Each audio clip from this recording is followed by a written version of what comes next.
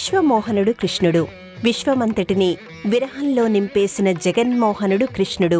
కృష్ణుడి రూపానికి మించిన మనోహరమైనది ఏదీ లేదు, ఆయన నామానికి మించిన మధురమైనది లేదు అని సేవించిన ప్రేమిక రాధ. అందానికి, ఆరాధనకి రాధను మించిన నిర్వచనం మరేదీ లేదని భావించిన గోవిందుడు శ్రీకృష్ణుడు. అలాంటి రాధాకృష్ణులు కొలువైన మందిరాలు వారి ప్రేమతత్వానికి ప్రతీకలుగా నిలుస్తాయి, వారి ప్రణయతత్వాన్ని గానం చేస్తాయి. అలాంటి రాధాకృష్ణుల మందిరాల్లో చెప్పుకోదగినవిగా దేవ్ఘర్లోని నౌలఖా మందిరం నిలుస్తుంది. మనోహరమైన ఈ సన్నిధానం ఈ వారం దివ్యక్షేత్రం.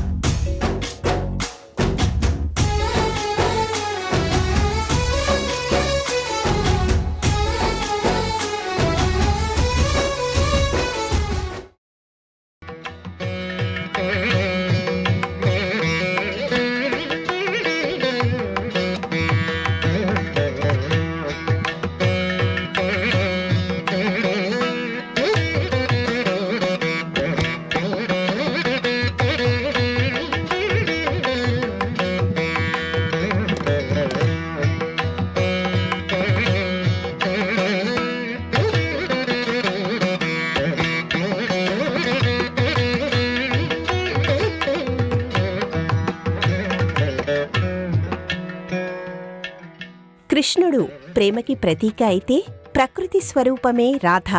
భగవంతుడిని చేరుకోవడానికి ప్రేమ, సేవకి మించిన మార్గం లేదని చాటిన నాయిక రాధ. వారు నడయాడిన ప్రతి ప్రదేశం ఒక దృశ్య కావ్యమై పలకరిస్తుంది, పరవశింపచేస్తుంది. అలాంటి రాధాకృష్ణులను ఆరాధించే భక్తులు ఎంతోమంది మనకు పురాణ కాలం నుంచి కనిపిస్తారు. తరతరాలుగా రాధాకృష్ణుల ఆరాధనతో తరిస్తూ వస్తున్న భక్తులు ఈ కాలంలోనూ లేకపోలేదు. అలాంటి భక్తుల సంకల్ప బలం నుంచి ఆవిర్భవించినదే జార్ఖండ్ రాష్ట్రంలోని నౌలఖా మందిరం.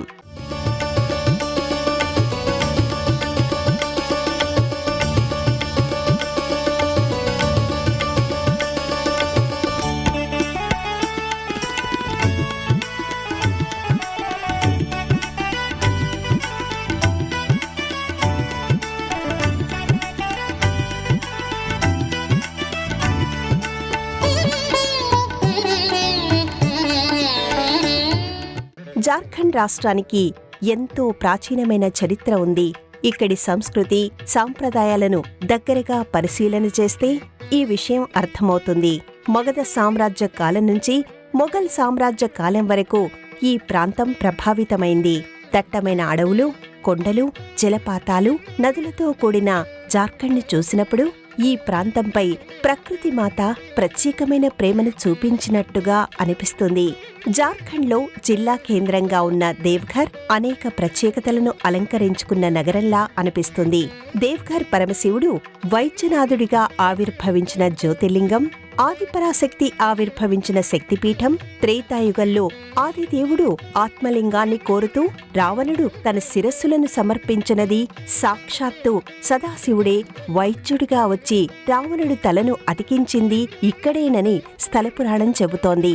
ఇక సతీదేవి హృదయ భాగం ఇక్కడ పడిపోయిందని ఆధ్యాత్మిక గ్రంథాలు చెబుతున్నాయి. అందువల్ల ఈ ప్రదేశం శక్తిపీఠంగానూ విరాజిల్లుతోంది.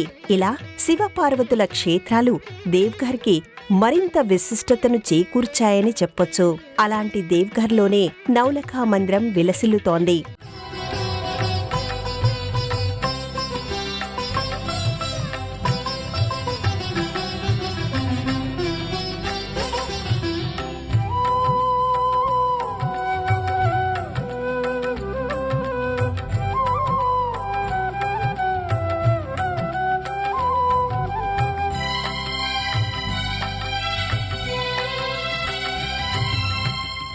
దేశంలోని చెప్పుకోదగిన రాధాకృష్ణుల మందిరాల్లో ఒకటిగా ఇది తన విశిష్టతను విస్తరిస్తోంది, వైభవాన్ని వెదజల్లుతోంది. మధుర, బృందావనం, రాధాకృష్ణుల రసమయ ప్రపంచం. ఇక్కడి ప్రతి మందిరం వారి విహారానికి ప్రతీకగా కనిపిస్తుంది. ఆ మందిరాలతో పోటీపడుతూ ఇక్కడి నౌలఖా మందిరం దర్శనమిస్తుంది. చూడగానే ఇది ఎంతటి విశిష్టమైనదో అంత పటిష్టమైనదనే విషయం అర్థమైపోతూ ఉంటుంది. సువిశాలమైన ప్రదేశంలో నిర్మితమైన ఈ ఆలయం ఒక చిన్నపాటి రాజప్రసాదాన్ని తలపిస్తోంది. విమాన గోపురాలు కనిపించకపోతే ఈ మందిరం అలాగే అనిపిస్తుంది. మనసు తూచే ఈ మందిరం దగ్గరికి చేరుకునే వరకు ఇలాంటి ఒక అద్భుతం ఇక్కడ ఆవిష్కృతమైందనే విషయం తెలియదు. అందువల్లనే ఈ ప్రాంగణంలోకి అడుగుపెట్టిన వారు ఒక్కసారిగా ఆశ్చర్యంలోకి జారిపోతారు.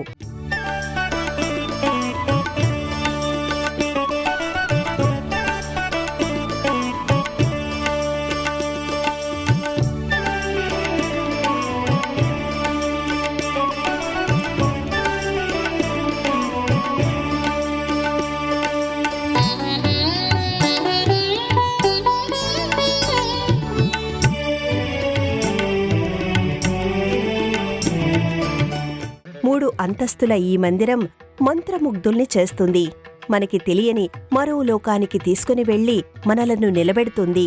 కొంతసేపటి వరకు మనలను కదలనీయదు, కనురెప్ప వేయనీయదు. ఆహ్లాదకరమైన వాతావరణమే ఈ మందిరానికి ప్రాకారాలుగా కనిపిస్తాయి. ప్రతి అంతస్తును ప్రత్యేకమైన శ్రద్ధతో తీర్చిదిద్దినట్టుగా అనిపిస్తుంది.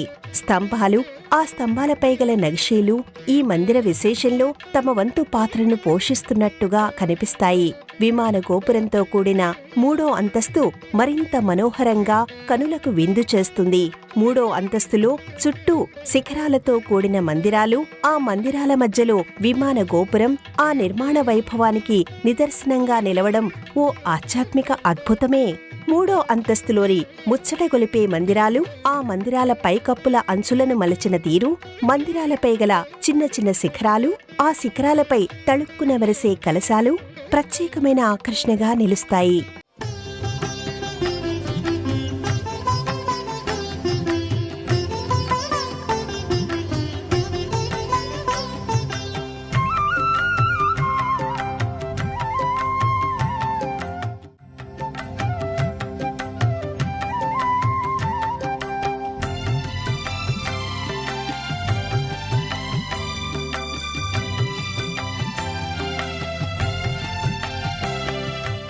వెలుపలి గోడలపై ఎక్కడా శిల్పకళ కనిపించదు. అక్కడక్కడా పద్మాల ముద్రలను మాత్రమే ఏర్పాటు చేస్తూ వెళ్లారు. ఈ మందిర సౌందర్యాన్ని తిలకిస్తూ ఎన్ని మార్లైనా ప్రదక్షిణలు చేయవచ్చు. మనసును మంత్రించే మరో బృందావనమే ఈ మందిరం. ఆశ్చర్యంలో ముంచెత్తే మరో మధురా నగరమే ఈ మందిరం.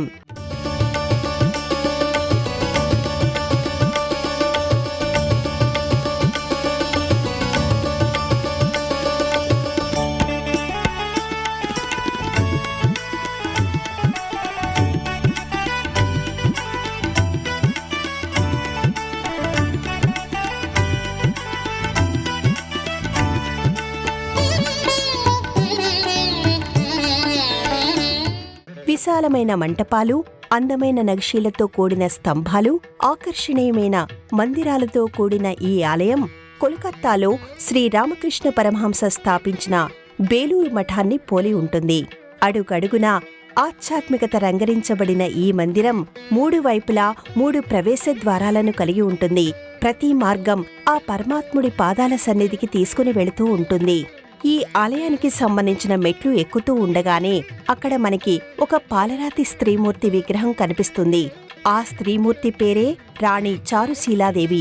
ఈ ఆలయ నిర్మాణదాత ఆమెనే. చారుశీలాదేవి ఒడిలో చిన్న కృష్ణుడు వెన్నముద్ద పట్టుకుని ఉన్నట్టుగా మలిచారు. ఇది ఈమె కృష్ణ భక్తిని సూచిస్తూ ఉంటుంది. ఈ ఆలయ నిర్మాణం కోసం ఆమె 9 లక్షల వరకు ఖర్చు చేశారు. అందువల్లనే దీనిని నవలఖా మందిరంగా పిలుస్తూ ఉంటారు.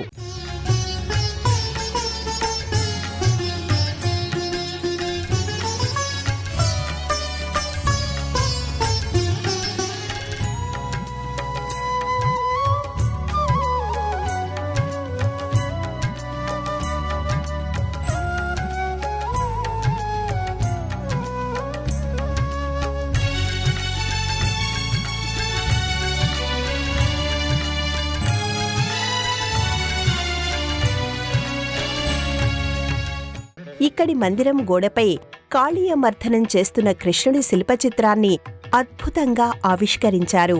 ద్వాపరయుగంలో మడుగులోని కాళీయ సర్పం అక్కడి ప్రజలకు, మూగజీవాలకు ప్రాణహాని తలపెడుతూ ఉండడంతో కృష్ణుడు ఆ సర్పాన్ని అంతం చేయడానికి సిద్ధమవుతాడు. అప్పుడు కాళీయుడి భార్యలు స్వామివారి పాదాలను ఆశ్రయిస్తారు. తమ సౌభాగ్యాన్ని నిలబెట్టమని ప్రార్థిస్తారు. అందుకు సంబంధించిన దృశ్యమే అక్కడి గోడలపై మనకి కనిపిస్తూ ఉంటుంది.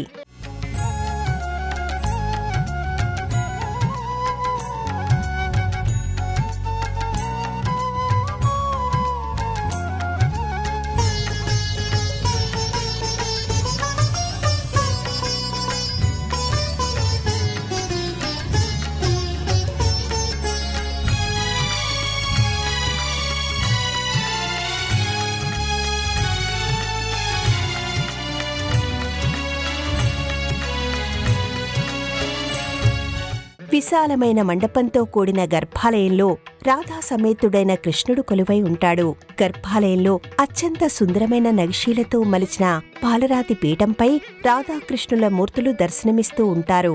సాధారణంగా రాధాకృష్ణుల మందిరాల్లో కృష్ణుడు వేణువు పలికిస్తున్నట్టుగా రాధ ఆ వేణుగానానికి నాట్యం చేస్తున్న దృశ్యం కనిపిస్తూ ఉంటుంది. అయితే అందుకు భిన్నంగా ఈ ఆలయంలో రాధాకృష్ణులు చేతిలో వెన్నముద్ద పట్టుకుని కనిపిస్తారు. ఈ మందిర నిర్మాణాన్ని పరిశీలిస్తూ పరవశిస్తూ గర్భాలయం దిశగా వెళ్లేవారు. రాధాకృష్ణుల మూర్తులు కూడా భారీ స్థాయిలో ఉండొచ్చనే అనుకుంటారు. కాని గర్భాలయంలో వెన్నముద్దను చేతితో పట్టుకున్న కృష్ణుడి మూర్తి చిన్నదిగా కనిపిస్తుంది. ఇక రాధమ్మ పాలరాతి మూర్తి కూడా మరింత చిన్నదిగానే ఉంటుంది. భక్తులు రాధాకృష్ణులకు నమస్కరించుకుని తీపి పదార్థాలను సమర్పిస్తూ ఉంటారు.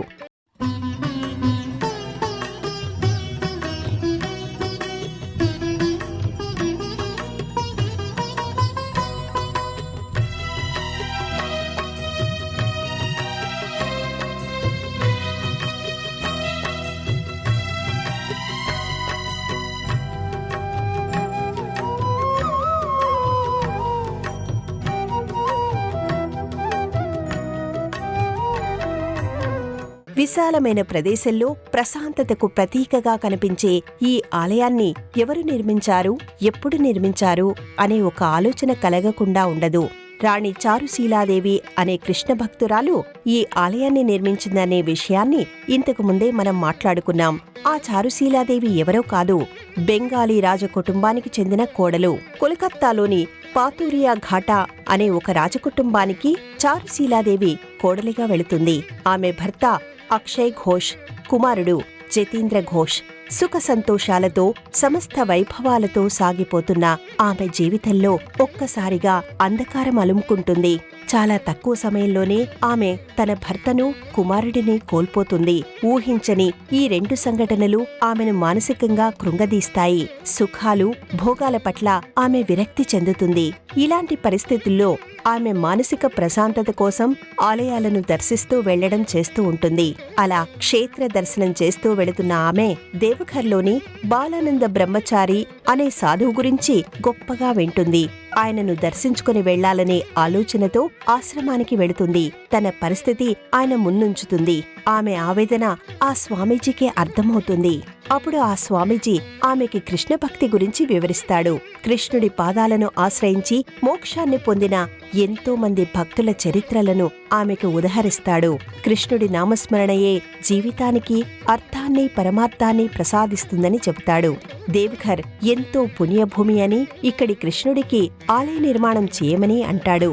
ఆ మాటలు ఆమెపై ప్రభావం చూపుతాయి.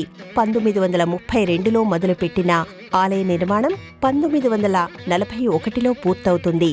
9 లక్షల ఖర్చుతో నిర్మించిన కారణంగా దీనిని నౌలఖా మందిరంగా పిలవడం మొదలైంది.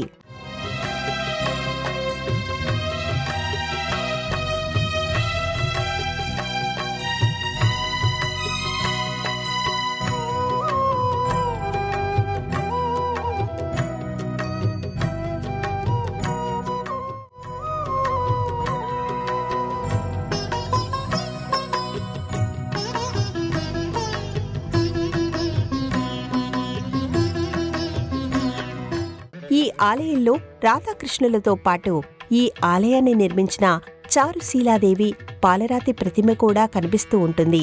ఇక ఈ ఆలయంలోని ఒక గోడపై ఒక తల్లి తన బిడ్డను ఎత్తుకుని ముద్దు చేస్తున్న శిల్పచిత్రం కనిపిస్తుంది. ఈ శిల్పచిత్రం చారుశీలాదేవిదేనని చెబుతారు. తన బిడ్డ పట్ల తనకి గల ప్రేమకు గుర్తుగా ఈ శిల్పచిత్రాన్ని మలిచారని అంటారు. అలాగే చారుశీలాదేవి ఈ ఆలయాన్ని నిర్మించడానికి కారణమైన బాలానంద బ్రహ్మచారి అనే సాధువు విగ్రహం కూడా మనకి ఇక్కడ కనిపిస్తుంది. భక్తులు ఈ స్వామీజీకి కూడా నమస్కరించుకుని ఆశీస్సులు అందుకుంటూ ఉంటారు.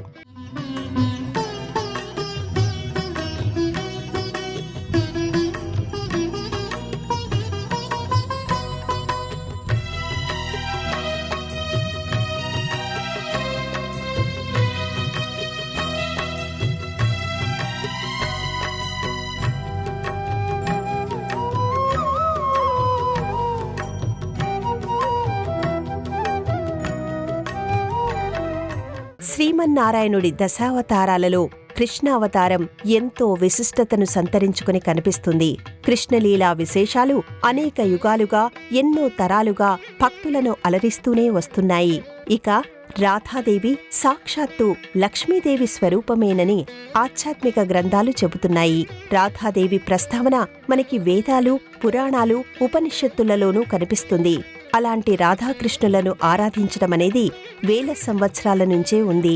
నింబార్కుడు రాధాకృష్ణుల ఆరాధనలోని విశేషాన్ని ఈ లోకానికి చాటినట్టుగా ఆధ్యాత్మిక గ్రంథాలలో కనిపిస్తుంది.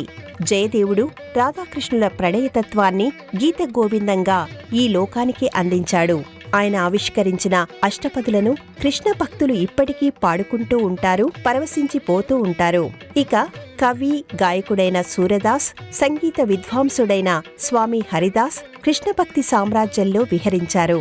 14వ శతాబ్దానికి చెందిన వల్లభాచార్యుడు కూడా కృష్ణతత్వాన్ని ఈ ప్రపంచానికి మరింత చేరువుగా తీసుకుని వెళ్లాడు. చిన్న వయసులోనే అనేక శాస్త్రాలను అభ్యసించిన ఆయన కృష్ణనామ వైభవాన్ని జనంలోకి తీసుకుని వెళ్లాడు.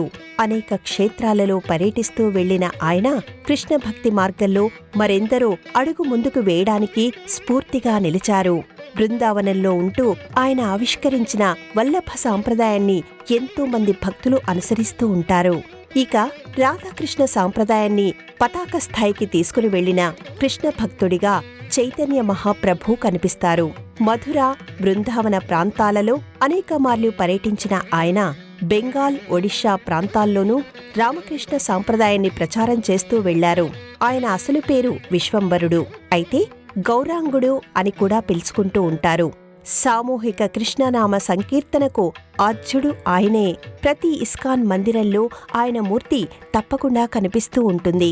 ఇలా ఎంతో మంది భక్తులు రాధాకృష్ణులను ఆరాధిస్తూ వెళ్లారు. ఎన్నో రాజవంశాలకు చెందినవారు సైతం రాధాకృష్ణుల కోసం అద్భుతమైన ఆలయాలను నిర్మించారు. ఆ తర్వాత కాలంలోనూ రాధాకృష్ణుల పట్ల తమకి గల భక్తి శ్రద్ధలను రాజకుటుంబీకులు చాటుకుంటూ వచ్చారు. అలా రాణి చారుశీలాదేవి కూడా కృష్ణ భక్తి వైపు తన ప్రయాణాన్ని కొనసాగించారు. అపారమైన ఆమె భక్తికి నిలువెత్తు నిదర్శనమే ఈ ఆలయం. కొండంత కులమానమే ఈ ఆలయం. కృష్ణాష్టమి, రాధాష్టమిలతో పాటు వైష్ణవ సంబంధమైన ఇతర పర్వదినాల్లోనూ ఇక్కడ ప్రత్యేకమైన అలంకారాలు, విశేషమైన సేవలను నిర్వహిస్తూ ఉంటారు. ఆ సమయంలో ఈ ఆలయాన్ని దర్శించే భక్తుల సంఖ్య ఎక్కువగానే ఉంటుంది.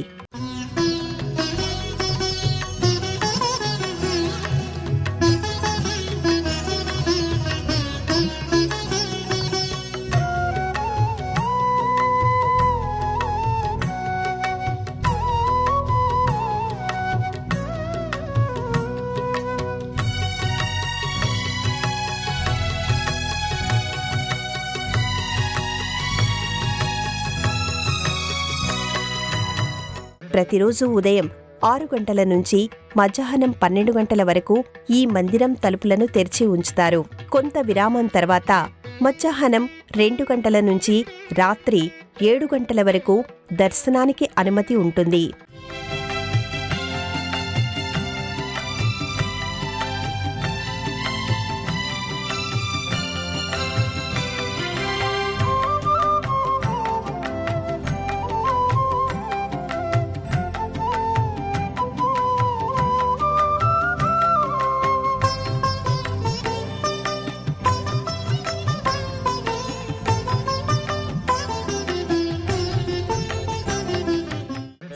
రాధాకృష్ణులు నిజమైన ప్రేమకి నిర్వచనం, అజరామరమైన అనురాగానికి ఆనవాలు.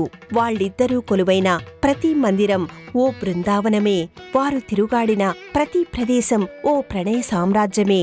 అలాంటి రాధాకృష్ణులు పూజాభిషేకాలు అందుకునే ఈ మందిరం మనసును మంత్రిస్తుంది, ఆధ్యాత్మికపరమైన అనుభూతులను బహుమతిగా అందిస్తుంది.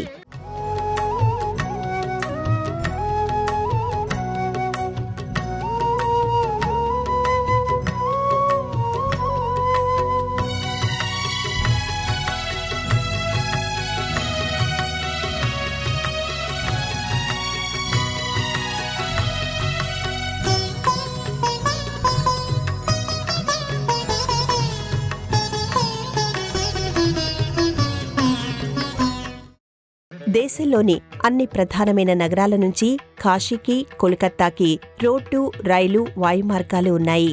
ఈ రెండు ప్రాంతాలకి మధ్య జైసిద్ రైల్వే జంక్షన్ ఉంది.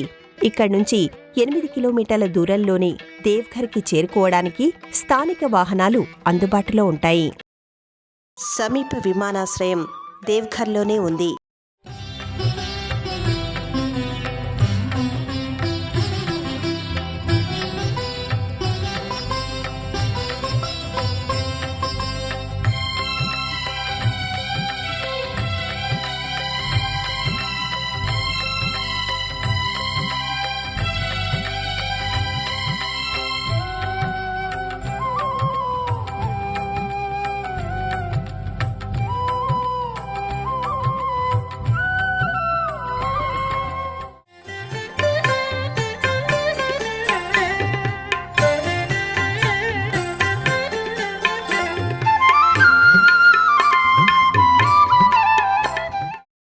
ఈ కార్యక్రమాన్ని తిరిగి చూడాలనుకుంటే www.youtube.com/@etvlifespiritual లో చూడవచ్చు.